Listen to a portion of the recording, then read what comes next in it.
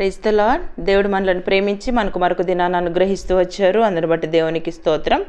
ఉదయకాలము దేవుని వాగ్దానం నిర్గమకాండము 32వ అధ్యాయము 34వ వచనం. ఇదిగో నా దూత నీకు ముందుగా వెళ్ళును. సో దేవుడు మనలను ప్రేమించి దినమంతటి కొరకే ఈ శ్రేష్టమైన ప్రశస్తమైన వాగ్దానాన్ని మనకు అనుగ్రహిస్తూ వచ్చారు. ఇదిగో నా దూత నీకు ముందుగా వెళ్ళును. ఇక్కడ దేవుడు మోషేతో సెలవిచ్చినటువంటి మాటలన్నమాట.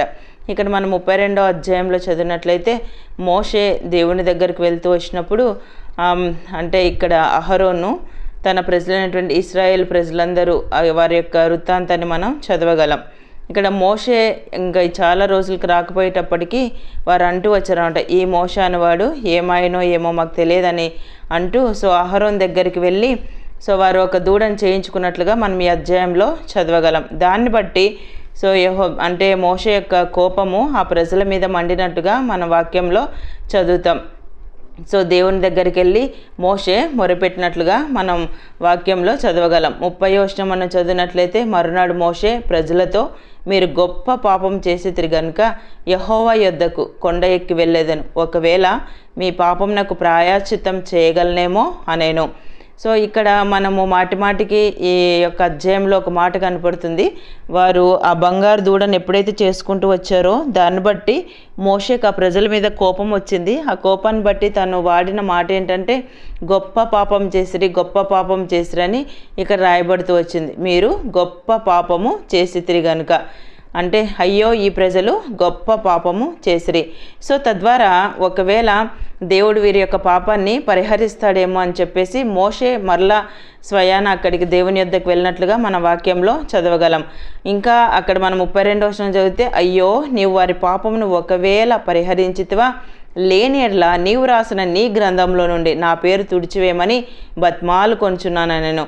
అప్పుడు దేవుడు తనతో సెలవిచ్చాడంట, కాబట్టి నువ్వు వెళ్ళి నేను నీతో చెప్పిన చోటికి ప్రజలను నడిపించుము, ఇదిగో నా దూత నీకు ముందుగా వెళ్ళును.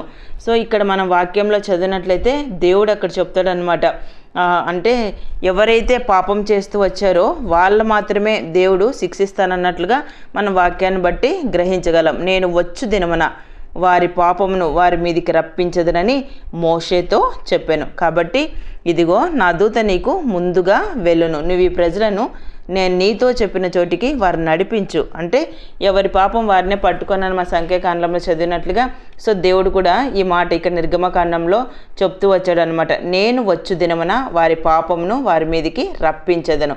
సో దీన్ని బట్టి మోషే దేవుని యొక్క సన్నిధిలో ప్రార్థిస్తూ వచ్చినప్పుడు, వారి విషయంలో దేవుని సన్నిధిలో వేడుకుంటూ వచ్చినప్పుడు దేవుడు సెలవిచ్చాడు అనమాట, నేను నీతో చెప్పిన చోటికి ఈ ప్రజలను నడిపించు, ఇదిగో నా దూత నీకు ముందుగా వెళ్ళను.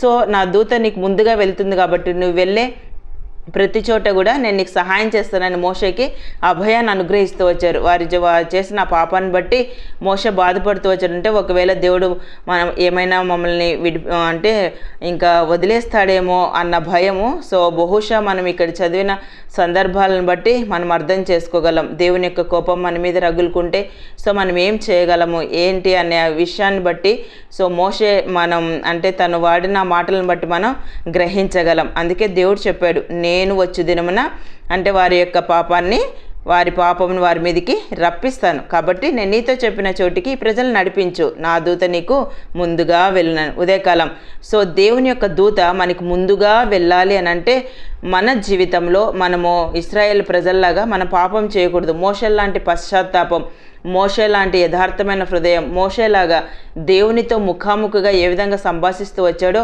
సో అలాగా మనం ఉంటూ వచ్చినప్పుడే దేవుని యొక్క సన్నిధిలోనికి మనం వెళ్ళగలము. అంతేకాదు దేవుడు మనకి ముందుగా బయలుదేరుతాడు తన దూత ద్వారా.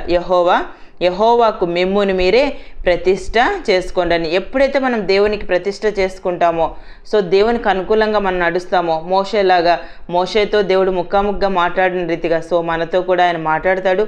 అంతేకాదు మనం వెళ్ళే చోటికి తన దూతను మనకు ముందుగా వెళ్ళి సో అవి ప్రయాణాలే అవ్వచ్చు, సో ఏదైనా సమ్ వర్క్ మనం జీవితంలో ఏదైనా ఒక పని కలిగి ఉండి సో ఆ పని విషయమే మనం వెళ్తూ ఉండొచ్చు. ఏదైనా సరే దేవుని యొక్క సముఖంలోనికి వెళ్ళి మనం ప్రార్థిస్తూ వచ్చినప్పుడు తన దూతను మనకు ముందుగా వెళ్ళి సో దేవుడు అన్నీ కూడా సఫలపరిచేవారుగా ఉంటారు. మనం వాక్యంలో చదవగలం. యెషయా గ్రంథం 45వ అధ్యాయం 2వ వచనం చదివితే నేను నీకు ముందుగా పోచు మెట్టగానున్న స్థలములను సరళం చేసేదను. సో మనం అధ్యాయంలో చదివితే నేను తప్ప వేరొక దేవుడు లేడని అక్కడ వాక్యంలో రాయబడింది. దేవుడే మనకు ముందుగా వెళ్ళి, అంటే ఆ మెట్టైన స్థలాలు అవి ఎలాంటి పరిస్థితులైనా వాటన్నిటిని దేవుడు సరళం చేస్తాడు. సో మనకి దేవుడు ముందుగా వెళ్ళి, ఆదికాండం 24వ అధ్యాయం 7వ వచనం చదివితే పరలోకపు దేవుడగు యెహోవా తన దూతను నీకు ముందుగా పంపును. ఈ మాట ఎలియాజరుతో అబ్రహాము సెలవిస్తూ వచ్చాడనమాట. సో నా దేవుడు నీకు సహాయం చేస్తాడని అబ్రహాము నమ్మకంగా చెప్పాడు. మనం అధ్యాయంలో చదివితే ఎన్నో గొప్ప విషయాలు మనకు కనపడతాయి.